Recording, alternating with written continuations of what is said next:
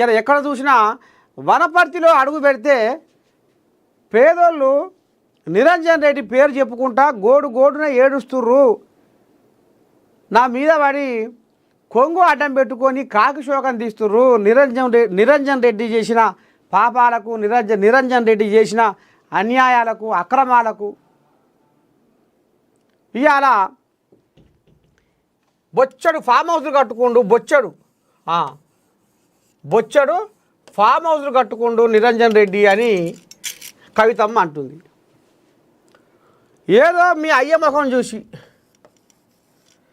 ఏదో మీ అయ్య కేసీఆర్ ముఖం చూసి ఇన్నాళ్ళు ఓపిక వైజ్ఞా, ఇక నా తరం కాదు. నేను కనుక రామబాణాన్ని ఇచ్చిపెడితే అసలు ఇక నీ అడ్రస్ కూడా ఉండదు. నువ్వు జనం జాగృతి పేరు మీద, జనం బాట పేరు మీద నువ్వు ఏ రకంగా తిరుగుతావు, ఎట్ట తిరుగుతావు, ఏం చేసినా నిన్ను జనాలు నమ్మే పరిస్థితి లేదు. నువ్వు లిక్కర్ రానివి. మీ అయ్య ముఖం చూసి మీ అయ్య మీద ఉన్న గౌరవంతో నేను నీకు గౌరవం ఇస్తున్నా, అది కాపాడుకో, లేకపోతే రానున్న రోజుల్లో దోషితుల గాశాలమే అని నిరంజన్ రెడ్డి అంటుండు. ఇక నువ్వు ఎడుగుడి నోరుంది, అడగోలిగా మాట్లాడితే నా శుద్ధులు ఏంచిపోస్తే, పిచ్చి పిచ్చిగా మాట్లాడితే పుచ్చలేసిపోతుంది, జాగ్రత్త నిరంజన్ రెడ్డి అని ఇవ్వమంటుంది కవితమ్మ అంటుంది. సరే, ఇక ఇప్పుడు ఈయనే ఆంబాయం, ఆమె ఆంబాయం, ఒకరి మీద ఒకరు రెండు చేతులు కలిస్తే సపాటు మోగినట్టు. ఇక ఆమెని ఈయన అంటుండు, ఈయనని ఆమె అంటుంది. నీకే ఫామ్ హౌస్లు ఉన్నాయంటే, ఆనాడు నీకు ఏమి లేకుండే ఇవాళ ఇన్ని ఫామ్ హౌస్లు నీకు ఎట్లా వచ్చినాయంటే, ఆనాడు నీకు ఏమి లేకుండే ఇవాళ నీకు 100 ఎకరాలు ఎట్లా వచ్చినాయంటే, మంది సొమ్ములు ముంచి అక్రమ ఆస్తులు నువ్వు కూడగట్టుకున్నావంటే, నువ్వే కట్టుకున్నావంటే, నువ్వే సంపాదించుకున్నావంటే అని ఒకరి మీద ఒకరు దుమ్మెత్తి పోసుకుంటుర్రు. ఇక వీడికి ఇలా ముచ్చట. అయితే ఇంట్లో జనాలు ఏమంటుర్రయ్యా, సోషల్ మీడియా ఏమంటుందయ్యా, మరి నిరంజన్ రెడ్డి అక్రమంగా 3 ఫామ్ హౌస్లు సంపాదించుకుండు, బొచ్చడు పైగం కూడబెట్టుకుండు, తరతరాలు తిన్న తరగని సంపదను ఎన్కేసుకుండు, మరలేసుకుండు, మల్లగట్టుకుండు అనేది ఇప్పుడు కవితమ్మ నోట్లోకి వెళ్ళి జారి పడుతున్న పలుకులు.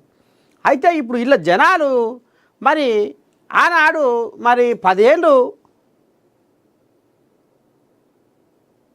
మీ అయ్యనే రాజ్యం వేలే, మీదే ప్రభుత్వమే ఆనాడు 10 ఏళ్ళు. మరి ఆనాడు ఎందుకు కనపడలేదు ఇవన్నీ? మరి ఆనాడు కవితమ్మకు కళ్ళు మూసుకపోయినాయా? అప్పటి నుంచి ఎందుకు అనలేదు? ఇవాళ కారు దిగి ఈ భాగవతం ఎందుకు ముంగటేస్తుంది? ఒకళ్ళొకళ్ళని ఎందుకు వదవాడుతుంది? ఎందుకు సొదవాడుతుంది? ఎందుకు మాట్లాడుతుంది? ఏడా అమరులే, ఏడా అందలే, అందితే జుట్టు, అందకపోతే కాళ్ళు. ఇదేనా కవితమ్మ వ్యవహారం అనేది కూడా ఇప్పుడు అక్కడక్కడ పొక్కుతున్న ముచ్చట ఇది. ఇప్పుడు ఇది నర్సయ్య తాతయ్య అంటుండు, మా వాళ్ళే అంటుర్రు, మా ఇంటి పక్కల వాళ్ళే అంటుర్రు ముచ్చట కాదు ఇది.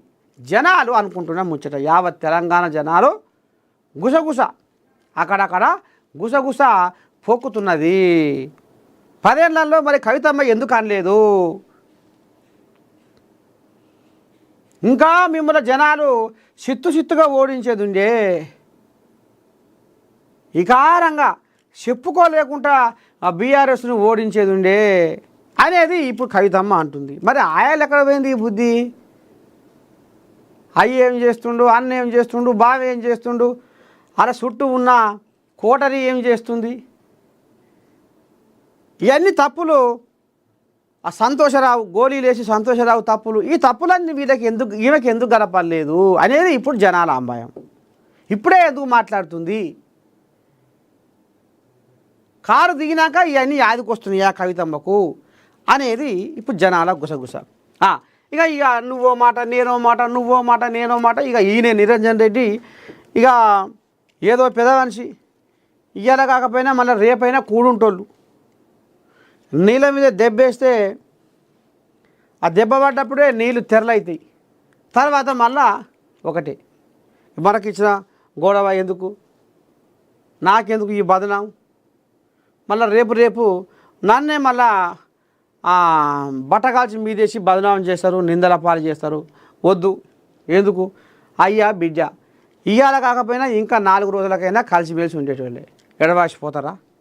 పేగు బంధం, రక్త సంబంధం ఎడవాసిపోతారా? ఎన్ని పంచాదులైనా, కట్టెలు ఇరిగినా, కాళ్ళు ఇరిగినా